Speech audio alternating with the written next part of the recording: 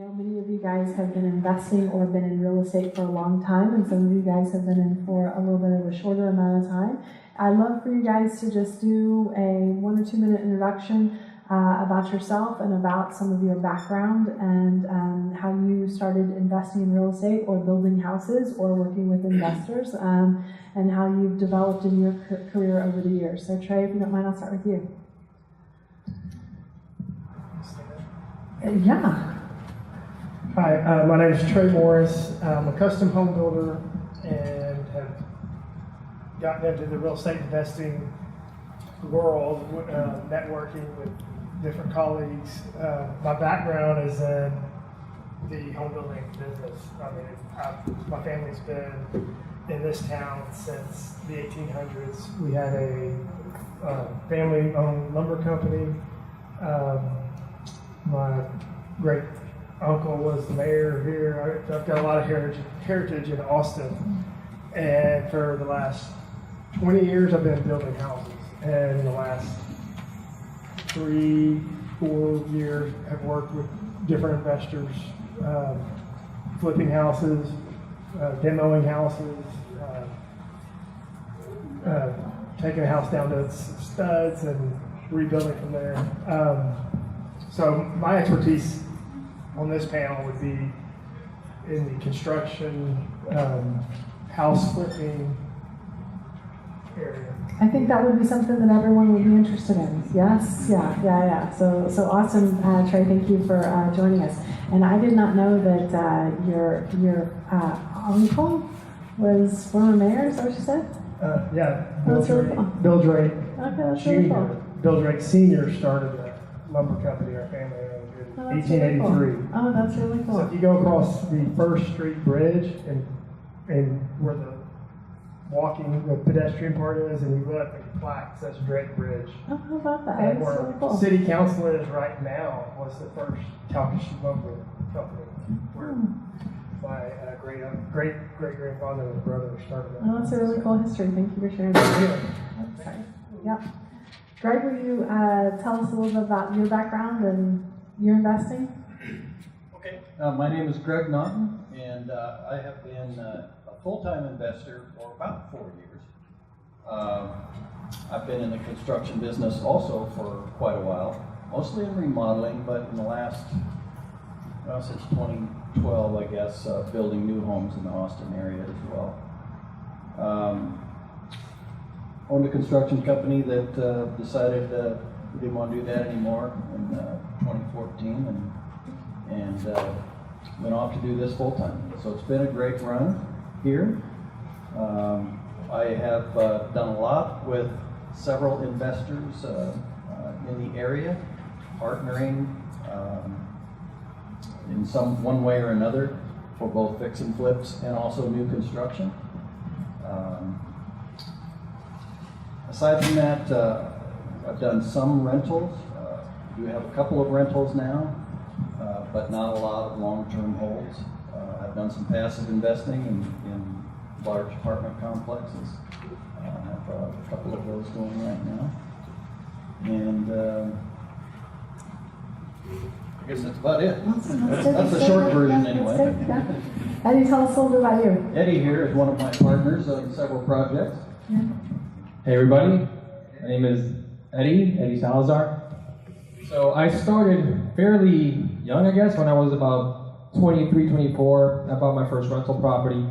But at that point, I didn't know what I was doing. I just kind of guessed that since the market tanked around that time, I think I bought my first one in 2010, I figured it could only go up from here. I was only doing it part-time and only just here and there, a couple of things. I moved to LA because I really wanted to pursue filmmaking. I wanted to be a producer. I was doing that, and I decided to get out of that for various reasons and moved here to start a family here, and which I did, and got into real estate investing full time. I decided to join the real estate group because I didn't know what I was doing, and I wanted to go all the way in, and I was so glad I did. So I learned so much.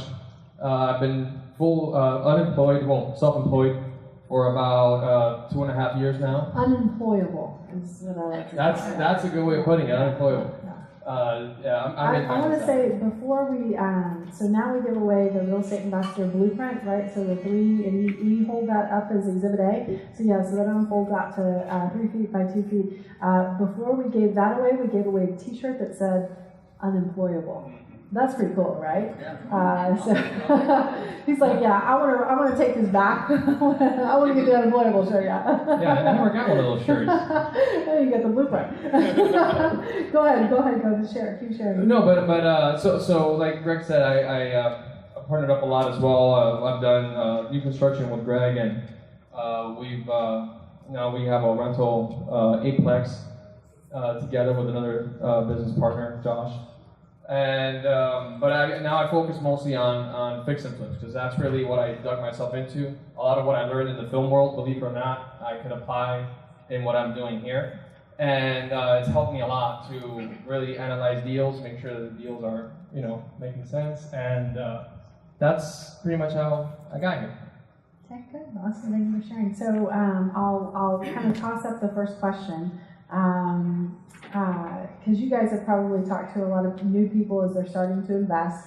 What's one of the biggest mistakes you see new people make as they start down their path in investing? So you might want to kick that answer off. I think one of the biggest mistakes that I see made from new investors is getting very emotional about a deal and overpaying. Probably a close second, and that's on the buy, of course. A close second would be on a fix and flip type project would be over improving. You really have to be careful that you don't do that. You want to make sure that you do just enough, just good enough. If you have heard Phil talk much at all, that's one of his favorite ways of putting it. So whatever is comparable in the neighborhood. So those are probably the two biggest mistakes that I see made from young investors new to the business. So I have talked to one person I remember who was emotional. I like emotionable too. Like they were so emotional, they were emotionable. But I remember this woman. I'm not gonna say her name.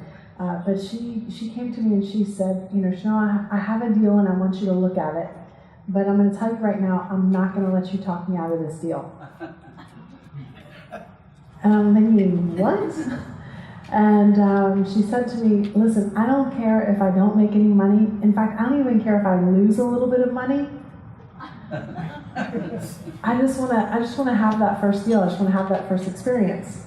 And I'm thinking, oh my God, are these words actually coming out of your mouth? Like she was uncoachable, right? She didn't want to listen, which is a place that people get when they get too emotional about a deal, or when they're just like. One of my favorite sayings from the CEO over at Quest IRA is that a lot of times new investors become motivated buyers. But the term that he actually uses is, I can't say it as well as he does, but he calls them house horny. So it's like, I just got to get that first deal. Like, I was just, and I don't care if it's a good deal or if it's not. I just just got to get it. And guys, you can learn a lot on your first deal. But what I can tell you is this, and Phil says it best, is real estate is a mile wide, not a mile deep. So what you learn on deal number 1 is going to be different than what you learn on deal number 2, number 21, number 101. You may not have that same lesson or the ability to apply that same lesson until like 100 deals later, because real estate's always changing. There's always so much new to learn. So don't think like I want to just get that first deal. I don't care whether it makes money or not. Learn from other people's mistakes. Learn from other people's wins, right? Learn from our panelists as they talk about both the good and the bad that comes with real estate investing. Don't get emotionally tied into that first deal. Don't let that desire to get that first deal blind your analysis to figure out whether or not it is actually a deal. And be coachable. I always say, does anyone in here want free coaching, free advice? Anyone? Should be everyone, right? Take your deal to a hard money lender right? All they do all day long is evaluate your crappy deals. And I say that, so, you know, kind of jokingly, but I'm going to tell you, they turn down more deals than they accept, right? Is they take all of the emotion out of it, and they just look at the numbers to make sure that the investment that they're making is the right investment. So even if you have your own cash, which I know a lot of you guys probably do, get other people to get eyes on that deal so that you can take out some of that emotion. So that was great, Greg. Thank you for sharing. Eddie, did you have anything you want to share? Yeah, I would completely attest to what Greg said. I mean, it's important to analyze the deal.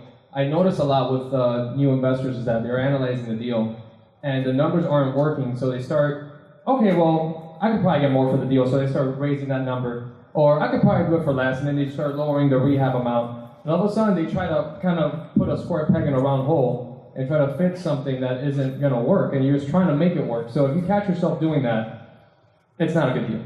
Now, whenever you use the phrase, let me sharpen my pencil, that means basically I'm going to dull my brain to reality, right? So I'm going to increase the ARV, what the property could reasonably sell for, and I'm going to decrease the repairs. Like that, those two things don't go together, right? If you're going to decrease the amount of your repairs, you need to decrease your ARV. But if you ever find yourself in front of a seller saying, let me sharpen my pencil, know that that's like a direct route to lose money. Yeah, that's a good one, yeah. And just to change it up a little bit also, I would say treat people with respect. And what I mean by that is, it sounds like common sense, but a lot of people ask for advice or don't, you know, and they use some of my contractors and then they kind of say, okay, thanks, and go away. Then when they need help, that help is not currently there. One thing that really helped me was that I was pretty generous, I thought, with you know, the people. Sorry, am I loud? You're good. You're good. But one thing that helped me was I feel like I was pretty generous with the people who were teaching me early on, and that helped me keep a lot of the people who are currently loyal to me. One of my contractors brought me one of the best deals I've gotten because he door knocked on his first time ever trying that. He door knocked, asked somebody if they want to sell their house. They did, and he brought it to me. So I think it's very important and valuable to treat people. You know, if you're learning something from them, if you're getting something from them, you know, it doesn't hurt to invite them out for a drink or a meal, pick their brain a little bit, and, you know, make it worth it for them that they feel like they're being taken care of as well. Awesome. So I will say I'm going to use that strategy a little bit for you guys. So there is a cash bar in the back of the room. If after we finish tonight, you guys want to go up to one of these guys and say, hey, can I ask you a question? You better do that with a beer or whatever their beverage of choice is before you ask them, because otherwise, like, they're going to implement my rule, which is don't follow me to the bathroom. Just give me my personal space, right? But they want to share. They're willing to share, but be thoughtful in how you ask. And I always say, give before you get. So that's one way you could do it. Greg, did you want to add? I want to add one thing, kind of tee it up here from my friend Trey, who's also a fellow builder. Maybe a close third would be don't be the instant expert. Piggyback on what Shimona said. There are a lot of people that watch these 30-minute television shows and think, well, anybody can do this. The Fixer Upper, our friends up the road here in Waco, and the like. They're great television, but they're not reality. Take it away, Trey. I wanted to touch on what you said earlier about don't over fix or don't over design. What I've seen is people will try to do the fix and flip and do what they would like for their home to look like, or what they've seen in some magazine, and versus what the market wants in that neighborhood. I mean, just because you want some kind of granite countertop or some certain paint color, that neighborhood may not, or that market in that neighborhood may not want that. So you got to take your own emotions or You're not going to wants. move in. Yeah, it's not for you. It's what you need to think, yeah. And you're not doing the house or the fix and flip so that everybody can say, wow, you're such a good fixture flipper. You're doing it because you want to make money. So do, like Greg said, just enough so you can you can flip the deal and go on to the next one. And then you'll make enough money you can go do your own house exactly how you want, in your own area. So the idea is to make money. That's, I think, why everybody's here. But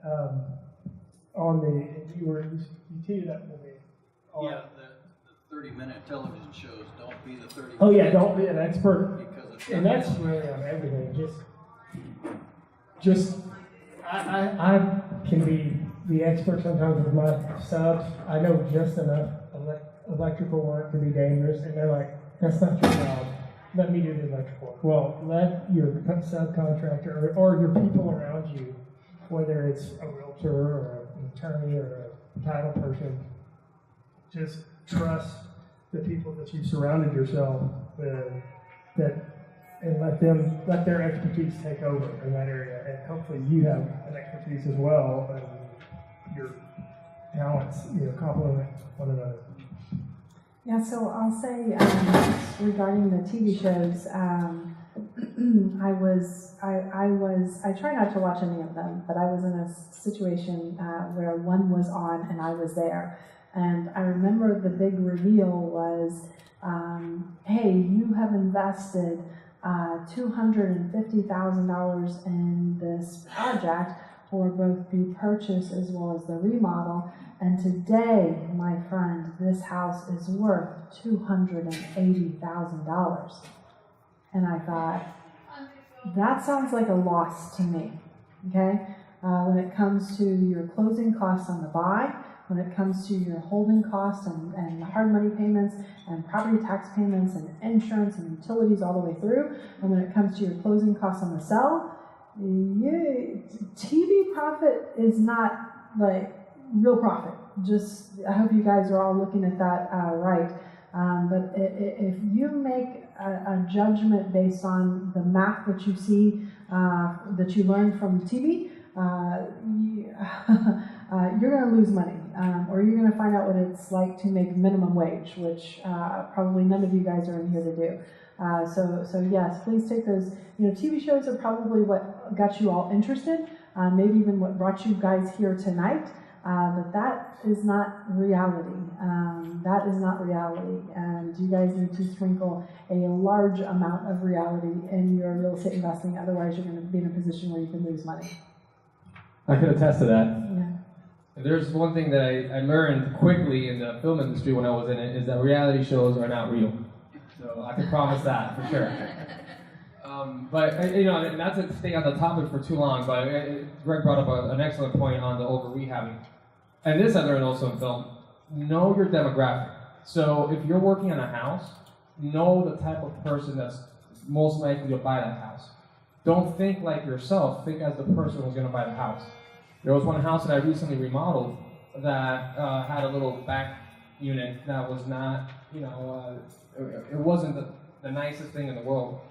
And a lot of people thought, okay, why don't you tear it down? I said, somebody could use it for their mother-in-law in a rental in this area.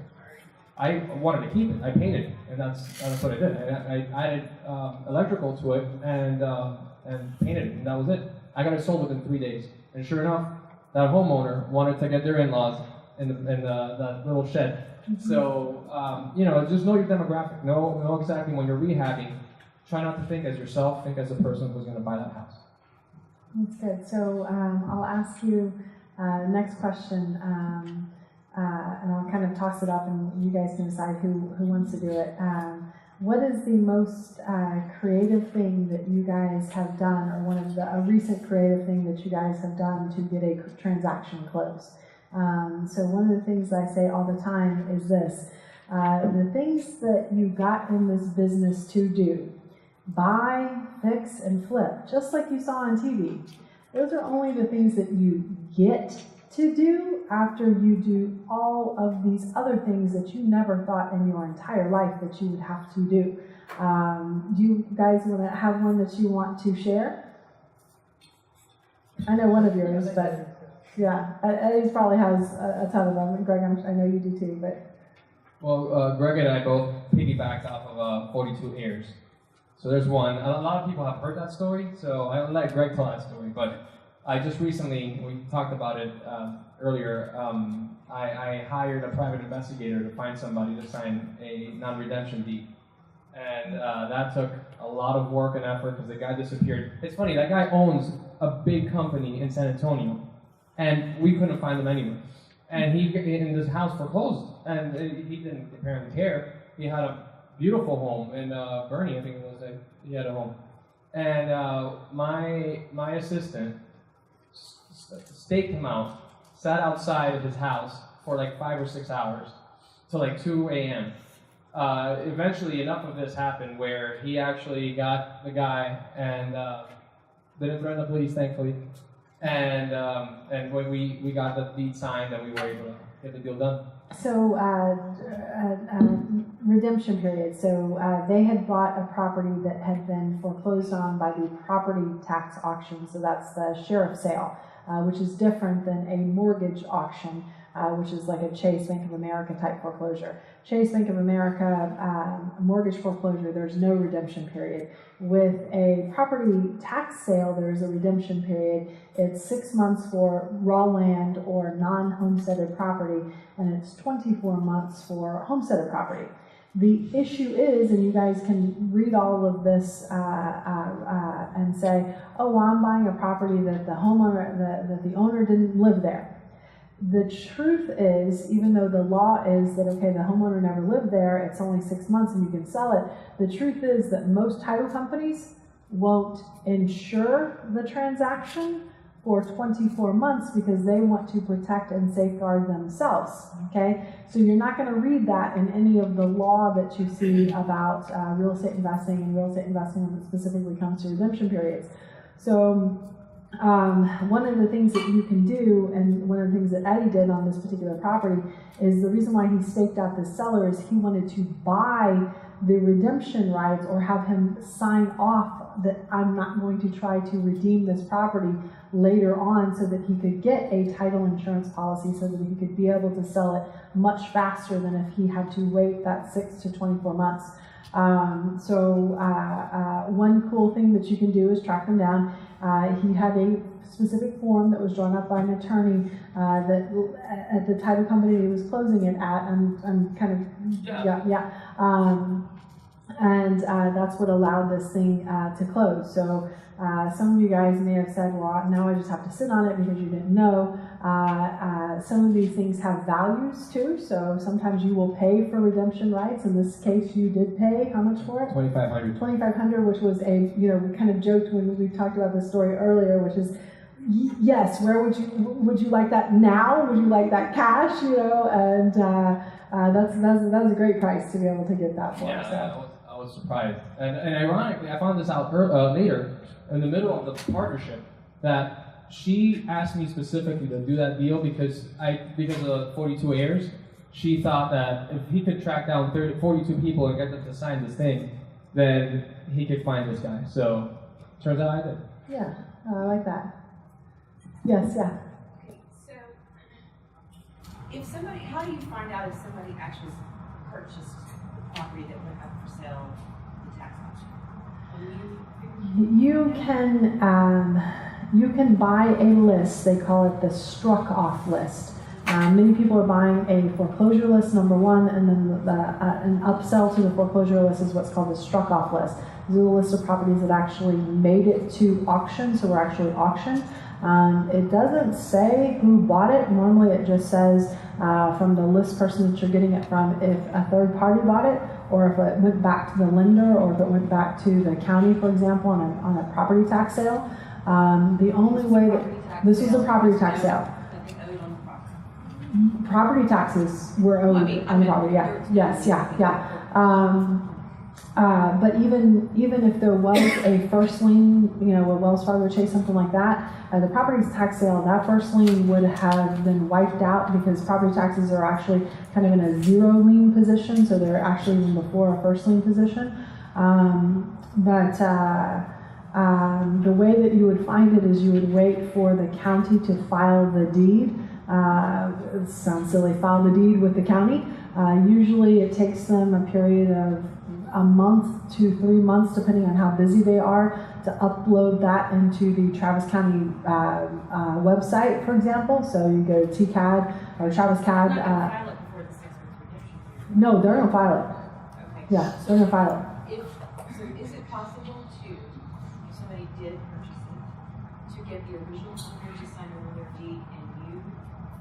Well, he got redemption rights, so it's the same thing. Right, but I thought did you buy it? I thought he bought it at auction. He was just trying to. It's a longer story than that, right? Oh yeah. Yeah, okay. Yeah, no, that's, He gave you the Cliff Notes version. You can give him a little longer if you want, if we have time. So my business partner, the one who I partnered up with in that deal, she's the one that got the, she's the one that went through that transaction. She brought me in after she bought it. So I don't quite know how, what process she went through to get it, but she certainly didn't contact the original homeowner. I skip traced them, and that's how we ended up getting to that point. So basically, she came to him with a problem. Hey, I bought this, probably not exactly knowing what she was doing. Yeah, she did it. She was a new investor. And then, so sometimes I joke, people bring me stuff all the time and say, Shanoa, here's an egg. Can you unscramble this for me? So that's basically what they brought to Eddie in this particular case. So Eddie was in charge of unscrambling that egg, and you make a lot of money as a real estate investor unscrambling eggs. Yeah. Does that answer your questions? Or? Absolutely. So what I'm trying to say is, if somebody bought it at the sale, is it possible, somebody not me, and I am going to get this owner to sign over the deed, then I can redeem it? You can buy someone's, so Eddie could have bought it at the sale. You could have tracked down the owner and bought their redemption rights, and then you could have redeemed it on Eddie. Is that what you're asking? So I'd have to find Eddie. No, you would have to find Eddie. You have to go back to the county. Right. Yeah. Yeah. No, but I mean, then I would have the property and Eddie would be out of luck. Yeah. Yeah. That's the part. Listen, trustees, the folks who conduct the auction and the sheriffs who conduct the auction, they return money to investors who buy property at auction all the time. If you're going to redeem it and you didn't purchase it, are you redeeming it just for what's owed on the taxes and penalties and interest and everything? Or are you also? No, you pay a 25%, I'll call it an upcharge, if you will, a redemption fee in the first 12 months, and then you pay a 50% redemption fee in the months 12 through months 24. So for example, if he bought it for $100,000 and the owner came back and redeemed it in the first year, they would have had to pay Eddie $125,000. And now I'm going to go down a little rabbit hole, plus whatever Eddie had to put into it to maintain it or safeguard it in that time period. But if Eddie decided to add granite countertops and put in basically my favorite colors, granite and stainless steel, right, then the owner who redeemed it would not have to pay Eddie for that additional investment above and beyond that maintenance level. Yeah? So you do have to pay some sort of percentage of what they pay to get. 25% first year. Yeah, so if he bought it for 100, and it was redeemed in the first year, it would be 125,000 to Eddie. So Eddie gets to keep that extra 25 plus whatever else he put in. If he redeemed it day 365 to day 700, and somebody else do the math for me, then they would have paid Eddie $150,000. Which sounds in theory good, but you're still, you can't do anything on the property. Can't do anything. Yeah, because it's very kind of wishy-washy what's an acceptable amount that you could spend on. You certainly can't, like she said, you can't change countertops, paint the whole house. You can't rehab it. So. Yeah, you can stick a renter in there and just kind of be patient, and keep it like at a livable level, which someone would have to pay you back plus for that. But you can't say, oh, I'm going to rip this out and do a full remodel on it, right? So, yeah. I would suggest, guys, if it's your first deal, I wouldn't necessarily, me personally, I don't know if you feel the same way, but I wouldn't go to a tax foreclosure for that. That's, there's a lot of ins and outs on that. It's not as easy as just putting in the cash and getting a house. And there are a lot of TV shows. I don't know, are you guys getting these things in the mail buy tax redemption rights? Have anybody here gotten those things? it's a bunch of phooey. Like, it doesn't work like that in Texas. So this is why we say local real estate investor association, like local knowledge, people who know this market, people who have connections within this market. You see a lot of people come here from out of state who have no idea how real estate actually works here in Texas, and some of this tribal knowledge that you need to be successful. It sounds like your person got lucky, and then you had to unscramble some things for her to make sure she was able, and you guys were able to cash in on that luck. So yeah. Most creative thing you've had to do recently? Mine's not very creative. I pay incentives. Most of my deals are networking, word of mouth, and networking with colleagues like yourselves, other real estate investors. That I will, as a builder, I would pay realtors a percent of my contract if they send me a deal and or send me a lead and it turns into a custom home or a remodel or whatever it is. I will give them a percent of my contract, and that's some realtors, I'll put it in writing for them, but it's kind of they know that's what I do. But Yeah, that works. I don't have anything as interesting as Eddie's. I'm sorry. Eddie sets the bar pretty high usually. So, Greg, what do you have? Something that's creative, something that you did to get a deal closed, or get a property under contract, or help another investor? Any of those things? So this isn't real recent, but oftentimes we're buying properties that have been in families for a long time, decades, and there are usually. By that time, there are usually a lot of heirship issues. It can be anywhere from 2 or 3 people, all the way up to, I think we hold the Texas record for 42, I'm not sure. But even when there's a small number of people in a family, guess what? They don't typically ever see eye to eye. So I can think of one time where there was an aunt and a niece and nephew involved. That were going to be the sole heirs, and equally split, but the aunt didn't see it that way, and so we had to get a little creative, and in the end, we ended up purchasing something of value from the aunt to make that deal happen. So they still get to split the proceeds 50-50 at the closing, but maybe there was a dishwasher, clothes washer that maybe. I can't even remember what it was, but it was really special. And instead of a third, she got considerably more. Okay, that works. Yeah, that works. Sometimes you have to do things that are creative. For me, there's nothing more than I get like the biggest chuckle when someone tells me, and there's like an heirship issue, when someone says, well, yeah, but nobody really talks to that brother anymore.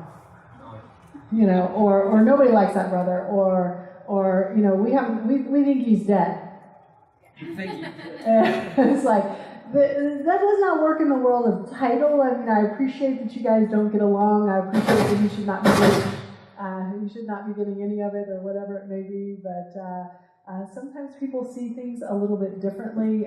Sometimes they'll even fill out a full-on affidavit of heirship and straight up lie about it. So you have to keep asking them sometimes questions over and over again to really get to the root of it. So that's a great example. Hey guys, I can see our membership is getting ready to close up shop tonight. I just want to ask if there's anyone in here who's interested in the commercial training, or anyone in here who is interested in becoming a member of the association who has not yet done so. I think Graham is going on a long trip tonight, so he's trying to get the membership table closed down. If you'd like to join, now is the time, because I think they're going to close it down in the next couple of minutes. So Graham, will you just kind of raise your hand like this? Yeah. So see Graham, now is good. He'll get you in and out super quick, because he got a couple of iPads to get you guys signed up for membership. So thank you guys for that. And then I'll go ahead and ask the next question. What's the best advice that you have for a new investor, someone who's new to real estate investing, just getting started, in order to be successful? I would say surround yourself with experts, with other people that have been successful. For me, I'm newer at this than Greg and Eddie as far as the investment part goes, but I feel like I've learned so much being around people like Chanel and Phil and other colleagues that I've done business with, done deals with. I brought my expertise to the table, but having people around me that complement my strengths and know more than I do in areas has helped me just doing it, and not, you can read it or read about it and do the training or read a book or whatever, but actually doing a deal and seeing it work has probably helped me. Being able to ping off ideas and questions, and being able to ask people who have answers, and if they don't, they find somebody. So yeah, if you don't know, just ask. Yeah. And being in a room like this or in a group of people that know more than you, just ask questions of things that you don't know. Okay. What do you guys want to share? Best advice you have for a new investor? Yeah, kind of on that same theme. Don't try to do it on your own. Surround yourself with experts. But if you're one of those people that typically has always done things on your own, figured it out on your own, get some education, get some experience with a mentor. That's just the best way to go. You're going to get there a lot faster if you do it that way. Yeah, I think that's the most important thing is just network as much as you can and surround yourself with people who have done it already and gone through the trenches and have stories to tell, because that's really how you learn. You don't want to learn from losing money, you want to learn from making money. And the best way to do that is by partnering up with people that can kind of guide you and tell you not to, if a deal doesn't work out, they'll tell you. If a deal does work out, again, like I said before, be, generous with their time, because, their time is valuable, whoever it is. If somebody has something to teach you, just make sure you show appreciation. Yeah, I agree. I would just add to that, take action. How many left-brainers are in the room? It's okay. I'm one of those too. I'm one of these left-brainers, yeah. How many right-brainers in the room? How many no-brainers? That's like over half of you, clearly. No one said no. I was like, no, it's too hot. I'm not even going to lift up my hand. Left-brainers, learning loop, right? You just cannot take action. You're going to have the perfect business that doesn't make any money. Right-brainers probably already left the meeting already to go and door knock or go and find some errors, right? So guys, take action, take dramatic action. But still complete your due diligence, right? Every single person on this panel is kind of has the same philosophy I have, I know, which is whenever I look at a deal, even 15 years later, I still look at best case, worst case, most likely case, right?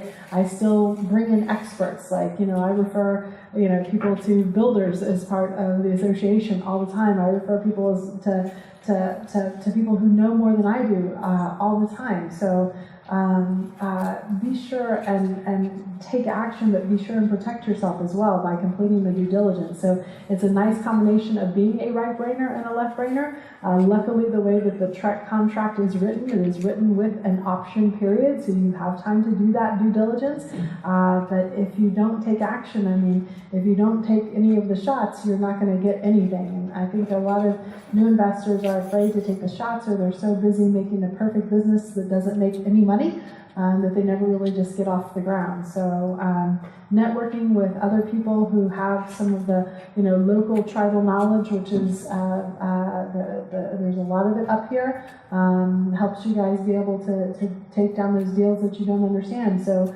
I have people bring me deals all the time, and they bring me deals because the eyes that they look at it with, they kind of look at it like this, and the eyes that I look at it with, because I like to kind of look at all the different strategies, I'm going to find money on that deal. I'm going to find a way to make money. So get creative, but surround yourself with people who have that creativity because they've actually done it. So that's great advice.